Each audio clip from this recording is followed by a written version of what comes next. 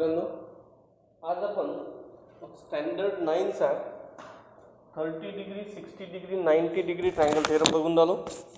काय थेरमचं नाव? 30 degree 60 degree 90 degree triangle theorem. Theorem असा आहे, या नावातच याचं नाव असं का बरं पडलं? याच्या नावातच असं आहे की जर का if the angles of the triangle are, statement सांगून झालो, if the angles of the triangle are 30 degree 60 degree 90 degree, एखाद्या ट्रायंगलच्या अँगलचे मेजर जर का 30 डिग्री 60 डिग्री आणि 90 डिग्री जर का असेल तर A B C it is 60 degree, it is 30 degree. If the measures of angles of the triangle are 30 degree, 60 degree, 90 degree, then 30 degree opposite side is hypotenuse half, is half of hypotenuse. This side, suppose it is 10, then it is 5. ही काय राहते? हायपोटेन्यूजच्या half. आणि 60 degree opposite side is means 60 degree opposite side he side √3/2 into hypo. हे आपल्याला prove करायचं आहे. जर का आपण एक एक पार्ट बघू. Given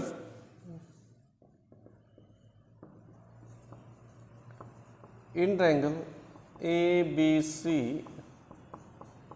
angle A is equal to 30 degree, angle B is equal to आणि C is equal to 60 degree. To prove पहिलं 30 डिग्री ऑपोजिट साइड, 30 डिग्रीच्या समोरची बाजू कोणती आहे? B C. ही हायपोटेन्यूजच्या हाफ राहते. Number 2 60 degree opposite side A B √3/2 into hypotenuse. Hypotenuse कोणती आहे? A C. Construction. Produce segment CB to point D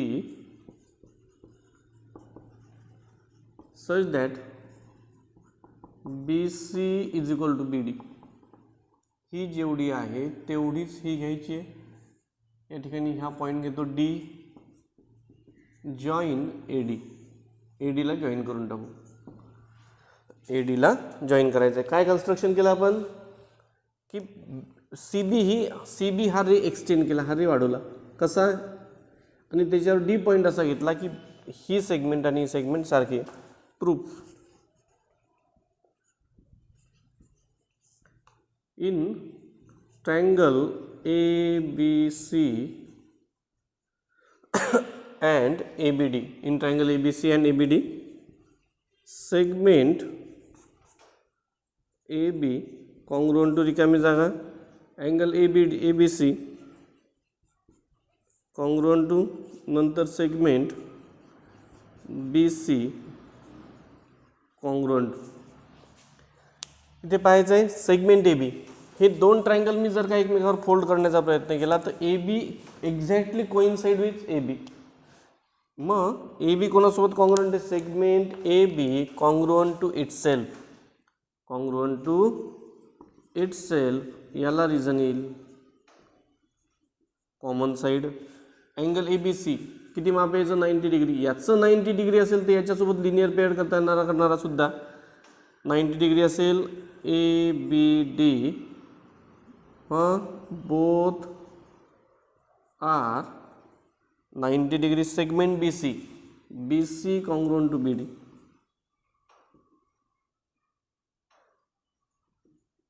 Construction. Therefore yes, by what is the name of test?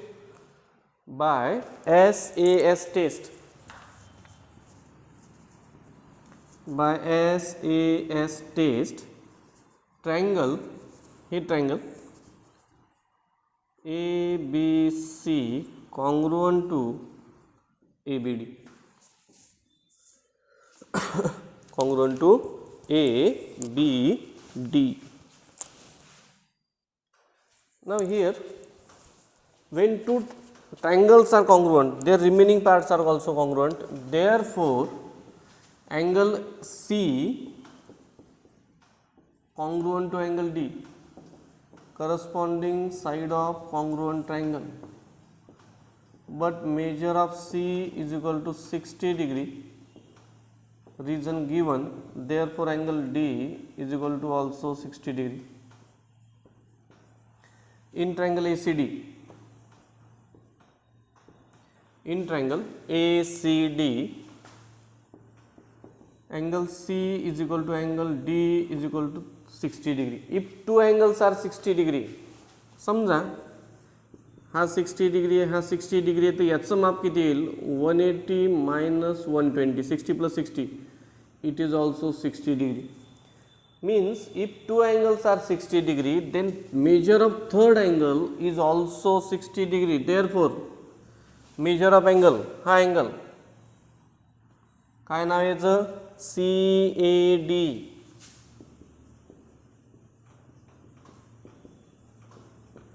is equal to 60 degree. Reason third angle of triangle. ठीक आहे, CAD चं माप किती आलं. आता CAD मध्ये तिन्हीच्या तिन्ही अँगल 60 डिग्रीचे झाले, तर त्याला काय म्हणतात, ज्याचे सर्व अँगल्स इक्वल मेजरचे असतात त्याला म्हणतात इक्वी अँग्युलर. आणि इक्वी अँग्युलर जर का असेल तर तो काय असतो इक्विलॅटरल. म्हणजेच triangle ACD is an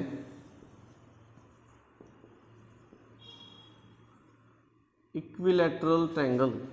Therefore, AC is equal to CD is equal to equation 1.